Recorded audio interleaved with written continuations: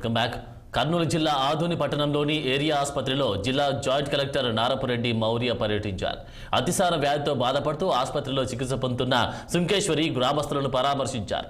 సుంకేశ్వరి గ్రామంలో అతిసారతో మరణించిన బాలిక జ్యోతి కుటుంబాన్ని జాయింట్ కలెక్టర్ పరామర్శించారు. మరో 10 రోజుల వరకు గ్రామంలో మెడికల్ క్యాంపు నిర్వహించాలని వైద్య శాఖ అధికారులను జాయింట్ కలెక్టర్ నారపురెడ్డి మౌర్య ఆదేశించారు. ఇక సుంకేశ్వరి గ్రామాన్ని సంబంధిత శాఖల అధికారులతో కలిసి కలుషిత నీరు ఎలా జరిగిందో వివరాలు జాయింట్ కలెక్టర్ మౌర్య సేకరించారు. గ్రామంలో పరిస్థితి బాగుపడేంత వరకు ఎమర్జెన్సీ మెడికల్ క్యాంపు నిర్వహించాలని అధికారులకు జాయింట్ కలెక్టర్ ఆదేశాలు జారీ చేశారు. గ్రామంలో కలుషితమైన తాగునీరుని సేకరించి పరీక్షలకు పంపించడం జరిగిందని తెలిపారు.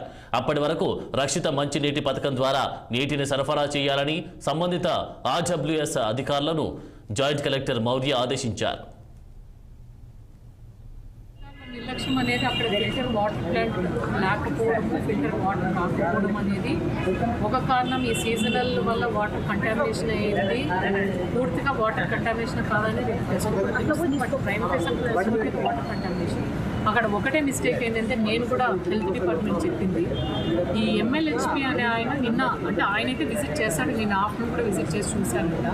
నిన్న నైట్ ఎక్కువ అయిపోవడము, అక్కడ పిహెచ్సి దగ్గర వెళ్ళకపోవడము, ఆర్ఎంపీ డాక్టర్ వాళ్ళు కాల్ చేస్తే ఆర్ఎంపీ డాక్టర్ రావడము, ఫ్లూయిడ్ ఎక్కువ అయిందనే కారణమే చెప్తున్నాను. ఫ్లూయిడ్ బాగా ఎక్కువ అయిపోయి వచ్చింది.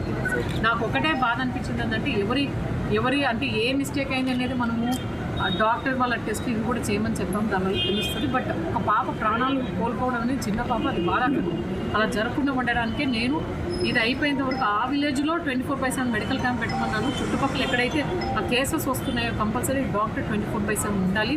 వాళ్ళ ఆర్ఎంపీ అనేది కాకుండా మన ఈ పిహెచ్సి డాక్టర్లు మెడికల్ ఆఫీసర్స్ని పెట్టి ఆ ఊర్లో పెట్టి అవైలబుల్ ఉండాలని నేను చెప్పాను. అది చేపిస్తాను. నిర్లక్ష్యం. సూర్యాపేట జిల్లా హుజూర్ నగర్ లక్కవరంలో డెంగీ కలకలం సృష్టించింది. ఈ గ్రామంలో గత 2